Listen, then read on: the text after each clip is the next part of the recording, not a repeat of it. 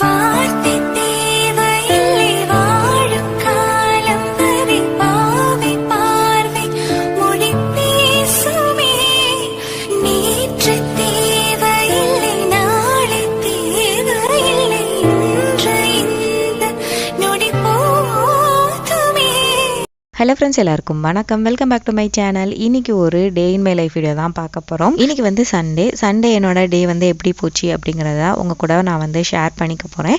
இன்னைக்கு வந்து எனக்கு பெருசாக லஞ்ச் ப்ரிப்ரேஷன் ஒர்க் இல்லை, ஏன்னா வந்து ஃபங்க்ஷன் இருக்குது. ஸோ அதனால் டே ரொம்ப ஃப்ரீயாக இருந்துச்சு. ஏதாவது ஹேர் பேக் மாதிரி ட்ரை பண்ணலான்னு சொல்லிட்டு அதுக்கு தான் ரெடி பண்ணலான்னு போனேன். வீட்டில் இந்த அலோவேரா வந்து ரொம்ப இருந்துச்சு, நல்லா வளர்ந்துருந்துச்சா. சரி, இருக்கிறதுலே நல்லா ஒரு பெரிய பீஸாக பார்த்து என்னோட ஹேர் லென்த்துக்கு ஏற்ற மாதிரி ஒரு பெரிய பீஸாக பார்த்து கட் பண்ணி எடுத்துக்கிட்டு, அதோட இந்த செடியோட எக்ஸஸாக நிறைய அதாவது தேவையில்லாத செடியெல்லாம் முளைச்சிருந்துச்சா, அதையுமே கையோட எடுத்து போட்டுட்டேன்.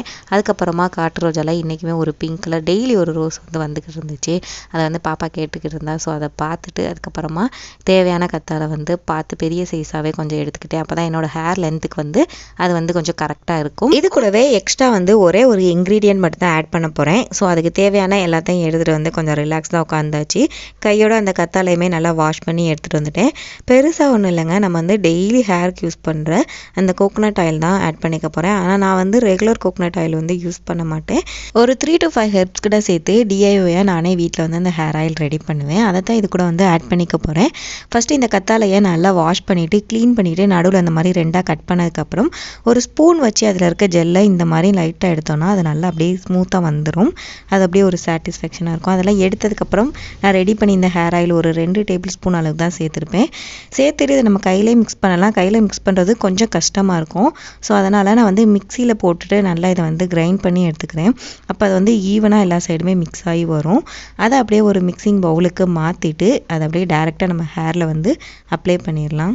இது வந்து நான் ஹேருக்கு அப்ளை பண்ணதுக்கப்புறம் ஒரு 20 மினிட்ஸ் கிட்ட விட்டுருந்தேன். உங்களுக்கு ஏதாச்சும் சைனஸ் ப்ராப்ளம் இருந்துச்சுன்னா கண்டிப்பாக அதை வந்து ட்ரை பண்ணாதீங்க. அப்படி இல்லை ட்ரை பண்ணணும்னு ஆசைப்பட்டீங்கன்னா டைம் வந்து ஒரு கம்மியாக வச்சுக்கோங்க. ஒரு 5 மினிட்ஸ் இல்லை 2 மினிட்ஸ் வந்து ஹேரில் விட்டுட்டு அப்படியே ஹேர் வாஷ் பண்ணிடுங்க. ஏன்னா இது வந்து பயங்கர கூலிங் வந்து இருக்கும்.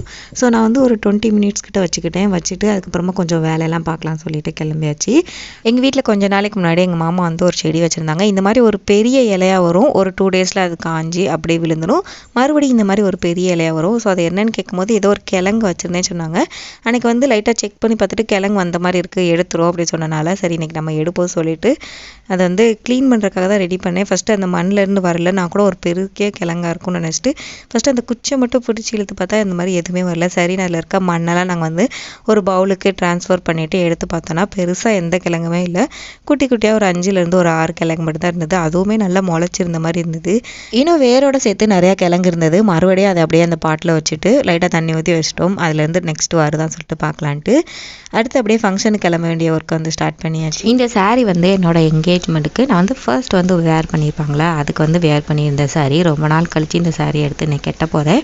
ஃபஸ்ட்டே வந்து நான் ப்ரீப்ளீட் பண்ணி வச்சுருவேன். இதுவே நம்ம வந்து கொஞ்சம் இயர்லியாக போகிறதா இருந்தால் நான் மொதல் நாளே பண்ணி வச்சுருவேன். கொஞ்சம் லேட்டாக போகிற மாதிரி ஃபங்க்ஷனாக இருந்துச்சுன்னா அது போகிறதுக்கு ஒரு 50 மினிட்ஸ்க்கு முன்னாடி தான் ப்ரீப்ளீட் பண்ணி வைப்பேன். சாரீ எப்படி ப்ரீப்ளீட் பண்ணிவிட்டு ஃபோல்ட் பண்ணணுங்கிற வீடியோ வந்து நான் ஆல்ரெடி நம்ம சேனலில் ஒரு லாங் வீடியோவாக போஸ்ட் பண்ணியிருக்கேன். உங்களுக்கு தேவைன்னா செக் பண்ணி பார்த்துக்கோங்க. அது ரொம்பவே ஈஸியாக இருக்கும். அவளை தான் ஃபங்க்ஷனுக்கு வந்து கிளம்பியாச்சு. பாப்பா எல்லாருமே ரெடி ஆகிட்டா. பாப்பா வந்து ஐஸ்கிரீம் வாங்கி தர சொன்னால வீட்டிலேருந்து அழுக ஆரம்பிச்சிட்டா ஐஸ்கிரீம் வேணும்ன்ட்டு.